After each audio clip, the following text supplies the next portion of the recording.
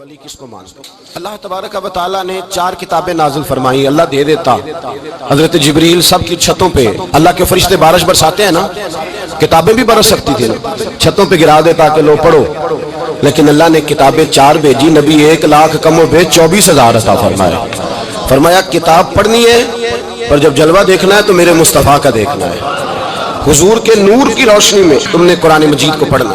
وہ بھائی سمجھ نہیں، ہمیں آج تک سمجھ نہیں آئی آج تک کہ گاڑی کا پتہ ہے کہ اس کی ہینڈ بریک کہاں ہے، اس کا کلچ کدھر ہے، اس کی فلاں چیز کدھر ہے. پھر بھی ایک استاد پیسے بھی لیتا ہے، 15 دن ساتھ بھی بٹھاتا ہے، پھر طریقہ سکھاتا ہے. جب ایک چھوٹا سا کام بغیر استاد کے نہیں آتا تو دین بغیر استاد کے آ جائے گا. اور دین کے مسئلے باریک ہیں، یاد رکھیں. شیطان حملے کرتا ہے، باریک بات ہے. تکبر والا جنت میں نہیں جائے گا، ریاکاری والے کی عبادت قبول نہیں ہوگی، حسد والے کے اعمال ضائع ہو جائے، جھوٹ بولنے والے کو حضور نے فرمایا میں اسے مومن ہی نہیں مانتا. اب یہ ساری چیزیں جو باطنی نقص ہیں، یہ بیماریاں ہیں باطن کی. آپ اگر دوائی نہ لیں تو آپ کے جسم کی بیماری نہیں جاتی. درویش کے پاس نہ جائیں تو آپ کی روح کی بیماری نہیں جاتی. جھوٹ نہیں چھوٹ سکتا، بدی نہیں چھوٹے گی. ہم نے دیکھا ہے تھوڑی دیر کے لیے لوگ مسجد آتے ہیں، نماز شروع کرتے ہیں، عمرہ کر کے آئے تو شروع ہو گئی، تھوڑا سا حج کر لیا شروع ہو گئی، خدا نہ خواستہ گھر میں کسی کا انتقال ہو گیا تو نماز شروع ہو گئی تو ٹھیک کریں، لیکن وہ بعد میں چھوڑ جاتے ہیں. قائم کون رہتا ہے؟ قائم وہ رہتا ہے جس کے پیچھے کوئی قائم رکھنے والا ہوتا ہے. موبائل بند ہو جاتا ہے اگر بیٹری اس کی چارج. ہم اللہ والوں کے پاس جاتے ہیں، ان کی 2 باتیں بیٹری چارج کر دیتی ہیں. وہ ہمیں بتاتے ہیں کہ جینا کس طرح ہے، انسانیت کیسے تم نے اپنے اندر پیدا کرنی ہے، تم نے اللہ سے ڈرنا کس طرح. ان کی باتیں دلوں کو نرم کرتی، ان کی گفتگو انسان کو بدل دیتی. ان کی صحبت میں بیٹھنے والا بڑا آگے جاتا ہے. جو ان کی خدمت عالی مرتبت میں رہتا ہے، اللہ اسے اسی طرح کا رنگ عطا کرتا ہے. سنیں میرے نبی پاک سید عالم علیہ السلام کے صحابی حضرت ابو ذر غفاری نے پوچھا حضور ایک بندہ نیک لوگوں سے پیار کرتا ہے پر ان کی طرح کے کام نہیں کرتا، اس کے بارے میں حکم کیا ہے؟ کوشش کرتا ہے پر غلطی رہ جاتی ہے، پر پیار سچا کرتا ہے. تو آپ ترغیب ترہیب پڑھیں. میرے رسول پاک نے فرمایا جو جس سے پیار کرے گا جنت میں اسی کے ساتھ کھڑا کیا جائے گا. کہہ رہے ہیں کہ حضور عمل نہیں کرتا. ایک مرشد کامل، لیکن میرے بھائی جو رب کریم کے بندے تھے ان کا رشتہ اصلاح کا رشتہ تھا. پیر کے ساتھ رشتہ اصلاح کا رشتہ ہوتا ہے. وہ جو لوگ رسمی بیعت کرتے ہیں نا، ٹھیک ہے مرید ہو گئے چلو روزی میں برکت ہو جائے گی، اس سے بھی انکار نہیں. اعلیٰ حضرت فرماتے ہیں بیعت برکت کی بھی بڑی بات ہے. اور دلیل کیا ہے؟ آپ فرماتے ہیں اگر اصحاب کہف کا کتا ولیوں کے پاس بیٹھ جائے اللہ اسے خالی نہیں رکھتا، تو ولیوں سے پیار کرے گا تو کیسے خالی رہ جائے گا. بیعت برکت بھی بڑی بات. لیکن جب آپ مرید ہو تو جس مکتب میں جائیں اس کا سبق یاد کریں، جس چیز سے روکا جائے اس چیز پر. سمجھ آ رہی ہے میری بات کی؟ لوگ کہتے ہیں جی معرفت کیا ہوتی ہے؟ تو معرفت آپ قرآن مجید کا 15واں سپارہ آخر سے اور 16واں سپارہ شروع سے پڑھیں. حضرت خضر اور جناب موسیٰ کا واقعہ دیکھیں، وہ ساری معرفت کی بات ہی تو ہے. ایک بندہ قتل کر دیا جناب خضر نے، حضرت موسیٰ کہتے ہیں یہ کیا کیا؟ آپ فرمانے لگے یہ اپنے باپ ماں کے لیے تکلیف کا سبب بن جانا لہذا قتل کر دیا، بچوں کی دیوار سیدھی کر دی. یہ ساری تفصیل قرآن مجید میں ہے. تو حضرت سیدنا موسیٰ علیہ السلام کہنے لگے یہ کیا؟ فرمایا ان کا باپ بڑا نیک آدمی تھا. تو بھائی تفصیل دیکھیں آپ. اللہ والوں کے پاس لوگ جایا کرتے ہیں، ان کے پاس بیٹھتے. ہمارے دور کے اندر ایک بڑا غلط کام کرتے ہیں لوگ. ایک تو جاتے نہیں، پیر نہیں پکڑتے، شیخ نہیں پکڑتے. اور حضرت باعزید بستامی فرماتے ہیں اگر نیکی بتانے والا تجھے کوئی نہ ہو، تیرا پیر کوئی نہ ہو تو شیطان تو پھر ہے ہی تیرے ساتھ. بدی پہ تو وہ لگائے گا ہی. اگر نیکی بتانے والا کوئی نہیں تو پھر بدی بتانے والا تو تیرے ساتھ ہے. ہم نے یہ دیکھا ہے، اپنی زندگی کا چھوٹا سا تجربہ ہے کہ جو آ کے مرید ہوتا ہے وہ سارا بدل جاتا ہے. اس کے لیے داڑھی رکھنا آسان ہو جاتا ہے، اس کے لیے درود پاک پڑھنا، چڑھتی جوانی مال دولت سارا کچھ، لیکن اس کے لیے تبدیل ہونا. اور جو لوگ اس طرف توجہ نہیں کرتے، اس معرفت کی طرف رجوع نہیں کرتے، ان کی زندگیاں بیت جاتی ہے ویسے کے ویسے رہتے ہیں، تبدیلی نہیں آتی. تو بھائی اس زمانے کا جرم پتہ کیا ہے؟ ایک تو لوگ اللہ والوں کے پاس جاتے نہیں، یہ بڑی زیادتی اپنے ساتھ کرتے ہیں. اور دوسرا دشمنی کرنے لگے ہیں معاذ اللہ. دشمنی کرتے کہتے جی وہ صوفیاء نے تباہی کر دی معاذ اللہ، بابوں نے تو دین بگاڑ دیا. یہ دشمنی کرتے. ابن ماجہ سیاستہ کی کتاب ہے. حضرت عمر کہتے ہیں میں حضور کے روضے پہ گیا تو جناب معاذ بن جبل حضور کے روضے پہ بیٹھے رو رہے تھے. تو میں نے کہا معاذ کیوں رو رہے ہو؟ کہنے لگے نبی پاک کی ایک بات نے رلا دیا. मैंने कहा क्या हुआ? तो कहने लगे रसूल पाक ने फरमाया दो बातें इतनी सख्त कर दी हैं कि मैं डर रहा हूं कहीं मुझसे जो गलती हो ना जाए। कहा वो क्या? फरमाया कि नबी पाक ने फरमाया छोटी सी रियाकारी भी शिरक है, छोटा सा दिखावा भी, अगरचे शिरक असगर है पर छोटी सी रियाकारी भी शिरक है। और दूसरा हुजूर ने फरमाया रब फरमाता है जिसने मेरे वली से दुश्मनी की मेरा उसके खिलाफ ऐलाने जंग है, मेरा उसके खिलाफ ऐलाने। दो जुर्म ऐसे हैं जिनके बारे में अल्लाह ने फरमाया मैं तुमसे जंग करूंगा। एक फरमाया अगर तुम सूद नहीं छोड़ोगे तो जंग करूंगा, एक फरमाया मेरे वली से दुश्मनी करोगे तो मैं तुम्हारे साथ, बोलिए मैं तुम्हारे साथ जंग करूंगा, अगर तुम नहीं छोड़ोगे तो मैं जंग करूंगा। तो मेरे भाई समझ लें औलिया अल्लाह के पास नहीं जाते तो कम से कम दूर रह के प्यार तो करें, दूर रह के प्यार तो करें, प्यार तो करें उसके साथ। और अल्लाह के वलियों की दुश्मनी बड़ी खतरनाक होती है।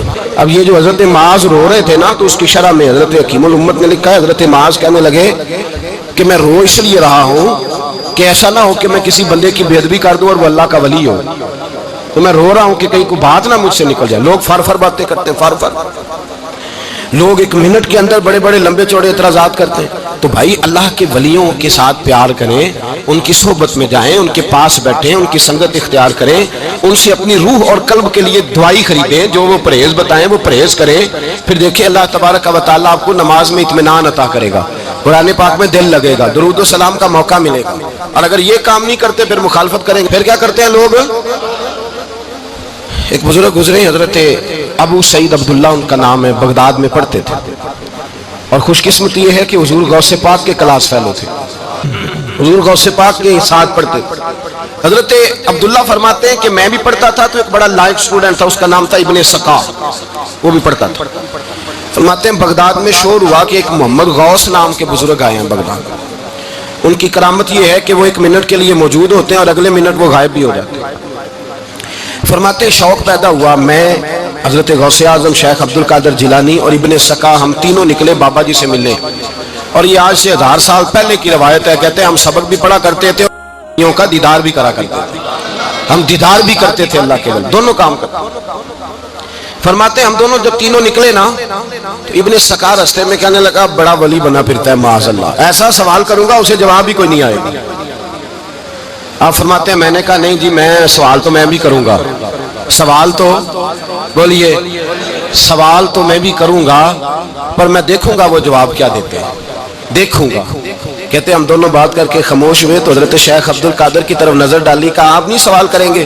तो गौसे आज़म फरमाने लगे मैं सवाल नहीं करूंगा, बस रब के बंदे का दीदार करूंगा, बस अल्लाह के बंदे का दीदार करूंगा। और फरमाते हैं कि हम पहुंचे बाबा जी के कमरे में, गए तो बाबा जी मौजूद थे, हम जाके बैठे तो बाबा जी गायब हो गए।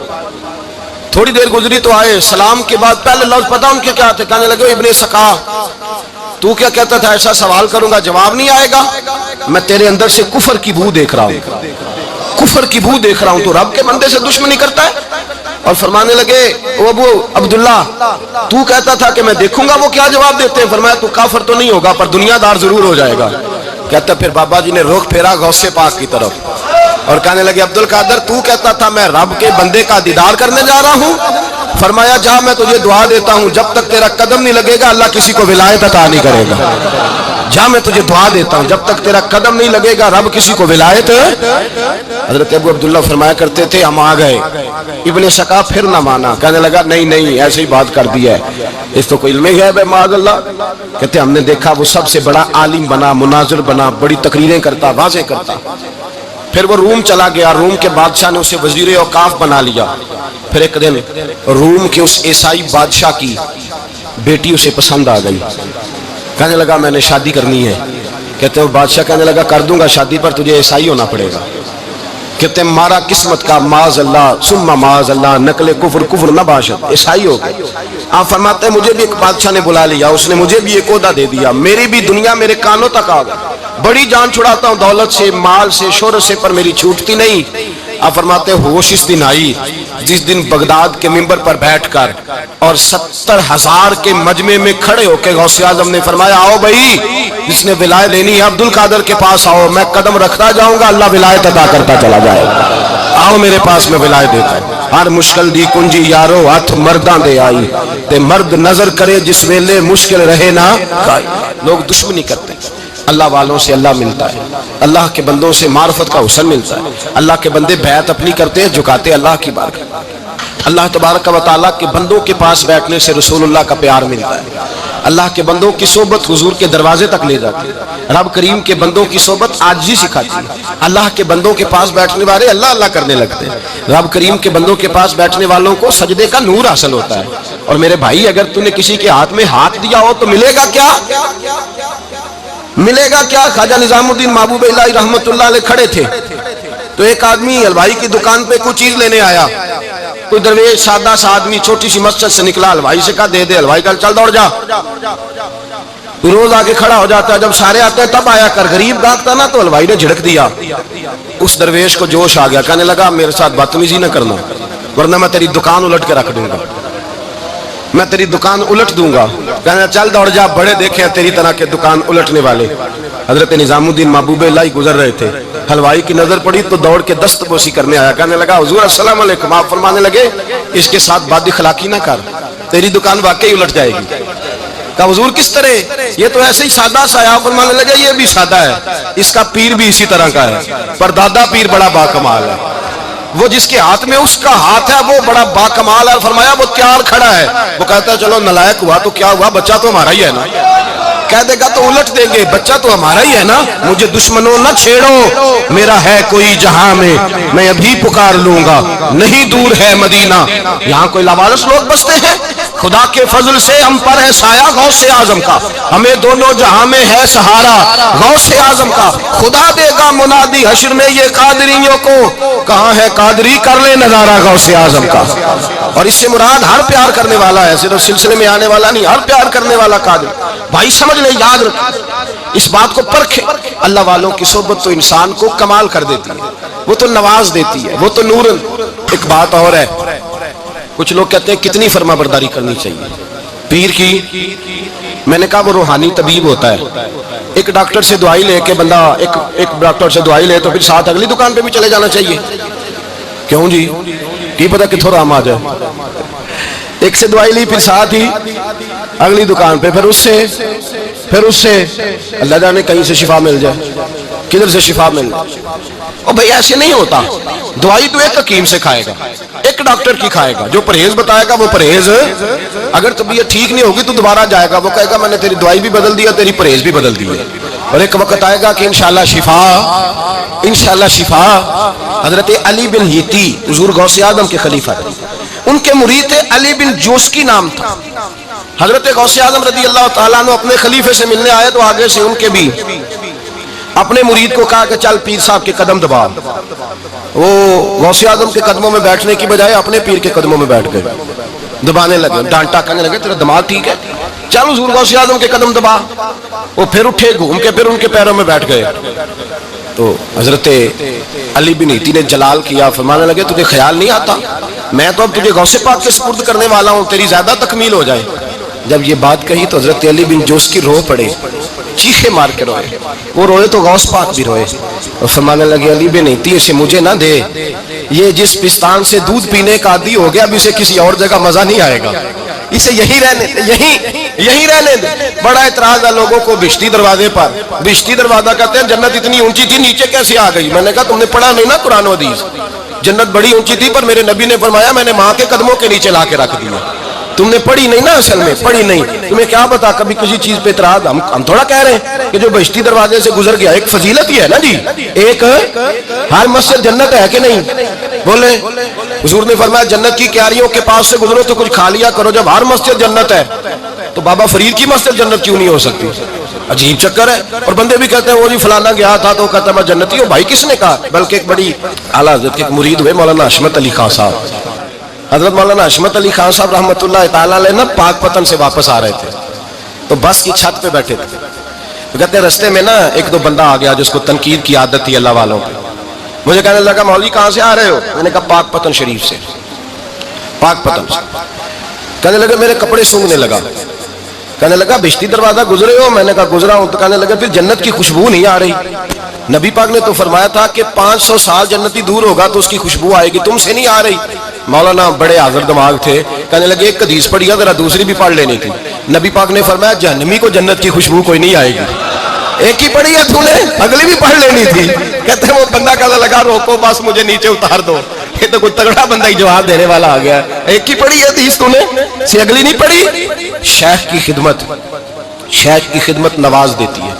اور پھر ایک اور بات, میرے حضرت صاحب تو حد کرتے ہیں, ایک جملے میں سمو دیتے ہیں سمندر.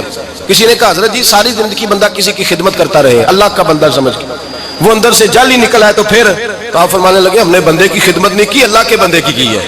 تو اجر کس نے دینا ہے؟ بولے اول تو ایسا ہوتا نہیں, اول تو ایسا طلب پیدا کریں. آج لوگوں میں طلب نہیں, کہتے ہیں بڑیاں جگہ تے گیا ملیا کچھ نہیں. میں کہتے رہتے طلب نہیں پائی, طلب ہو تو کھانے کا مزہ. اعلیٰ حضرت فاضل بریلوی کا پیر خانہ مارا شریف, وہاں کے ایک بزرگ تھے آل محمد ان کا نام تھا. ان کے پاس ایک بندہ آ گیا, پڑھا لکھا بڑا سیانہ, کہنے لگا بابا میں نے بڑی خانقاہیں بڑے آستانے دیکھے, پیر کوئی نہیں ملا. آپ مسکرائے, آپ فرمانے لگے تیری نیت ہی نہیں تھی پیر پکڑنے کی, ارادہ ہی کوئی نہیں تیرا پروگرام نہیں, ورنہ تو بڑے بڑے کامل لوگ ہیں, تیرے اندر طلب ہی نہیں. اندر کچھ ہے خالی ہوگی تو کوئی معرفت کا نور آئے گا, تو خود بھرا ہوا ہے. کہنے لگا جی بڑی طلب ہے. آپ فرمانے لگے تجھے کہا ہے نا کوئی نہیں. کہنے لگا حضور ہے. آپ فرمانے لگے چلو رات سو جاؤ, خانقاہ پہ سویرے بات کریں گے. مرید کو کہنے لگے اسے 5 کلو مچھلی دو اچھی بنا کے. مریدوں نے مچھلی دے دی, پانی کوئی نہیں دیا. ساری رات تڑپتا رہا اور باہر سے کنڈی بھی لگا دی. سویرے حضرت آل احمد آئے, دروازہ کھولا, قدموں پہ گرا, کہنے لگا حضرت جی پانی, حضرت جی پانی پانی پانی. آپ فرمانے لگے سلام تو لے لے پہلے. کہنے لگا نہیں حضور پانی پانی. آپ فرمانے لگے بتا مچھلی, کہے گا حضور پہلے پانی پہلے پانی.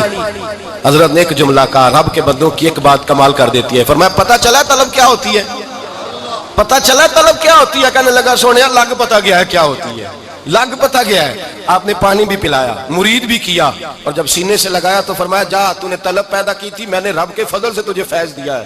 کہتے وہاں بیٹھے بیٹھے کالے رنگ کا تھا, اللہ نے گورا رنگ بنا دیا, نورانیت چھلکنے لگی وہاں بیٹھے بیٹھے.